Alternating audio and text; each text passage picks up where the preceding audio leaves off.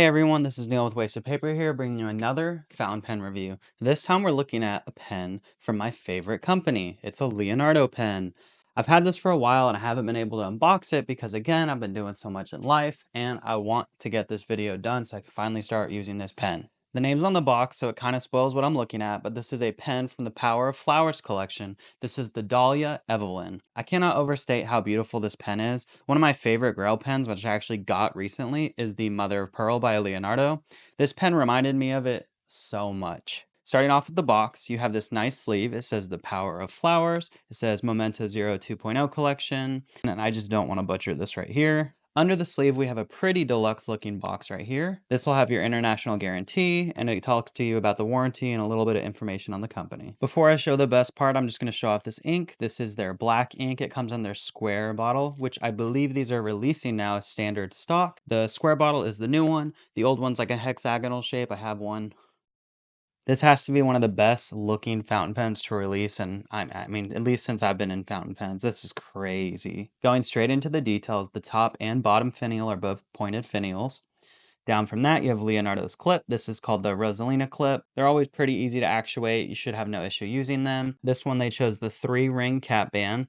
He has a few different ones, but with this one, obviously, it's the 3-ring. One of the best things about the Memento Zero Grande 2.0s is this right here. This step down is just gorgeous. I love how that looks. I'm trying to get the back of the cap here. It's a little hard, but it says Leonardo 400, and I got number 196. You have this metal piece right here, which is attached to the body. That's just where the cap ends. We have more of this amazing material. You have this back piece right here, which this is the knob to the piston. This is not a blind cap because this is the Grande. The pen uncaps in one full rotation, just amazing craftsmanship. For those curious, if it posts, it does post. It posts securely. I don't really post my Grandes because they're a bigger pen anyways, but it posts perfectly fine if you want to do that. And here's the special thing about this version. Leonardo actually made a flower nib for this pen. This is a number 8. It doesn't just look big, it is a big nib.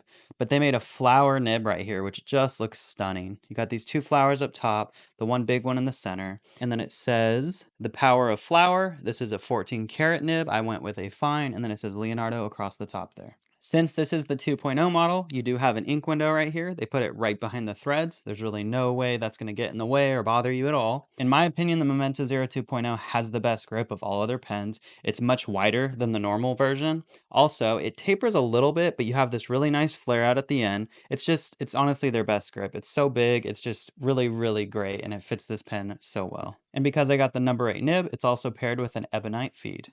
I don't want to forget to mention this, it said it on the sleeve. This resin is made by Jonathan Brooks. So was the Mother of Pearl pen, which I'll show later in the video. He just kills it. His like abalone ones are just gorgeous. When it comes to inking this pen, we're going to be going with Lennon Toolbar's Home Ink. This is a brand, if you're not familiar with it, I don't mind doing a showcase maybe in the future. Just leave it in the comments down below and I'll do it. It's a brand that's quickly becoming one of my favorite brands. Every ink I've gotten from them so far, I've been a really big fan of, and this blue is no exception. It's a nice like light sky blue. I think it looks really good. And then for the paper, we're going to be using one of my Tomoe River notebooks. This one's kind of beat to crap. I've used them a ton and I really like them. They're great notebooks.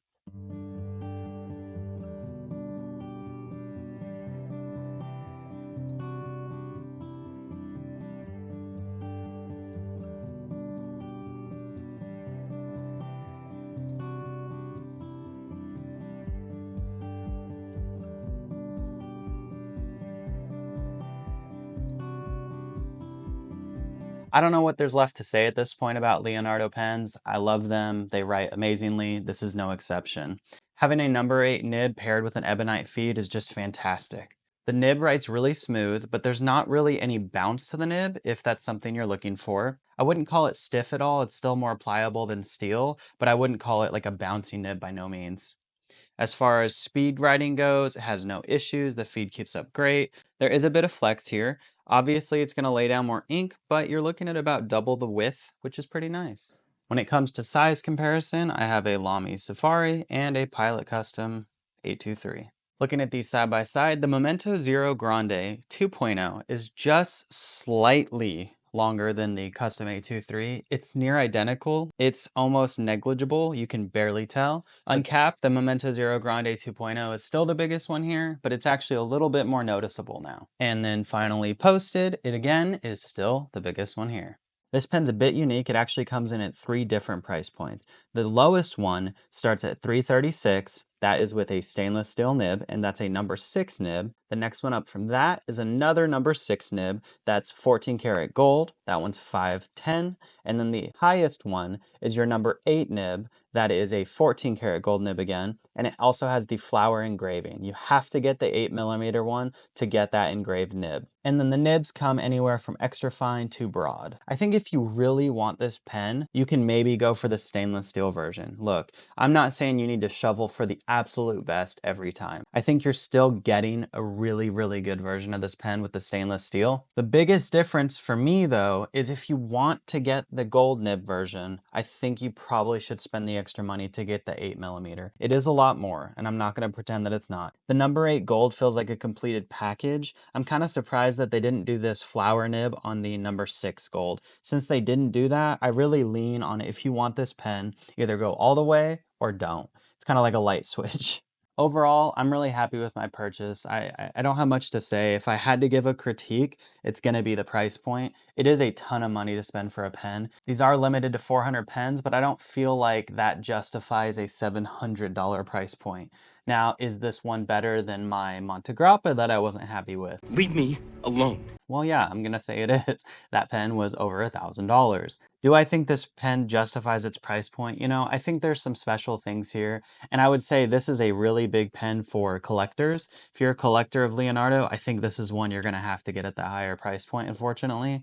But I think for the casual person that just wants this pen, I would say get the stainless steel version. It's really nice, and honestly, you can't go wrong with this resin. I think that the resins that Jonathan Brooks did on this pen is just gorgeous. I also think the Sakura one is super nice. I didn't say this earlier, but it was a very close decision between these two. I ended up going with this one, but who's to say I won't go back for the Sakura one. All that being said, thank you for watching. Please be sure to like, comment, and subscribe down below.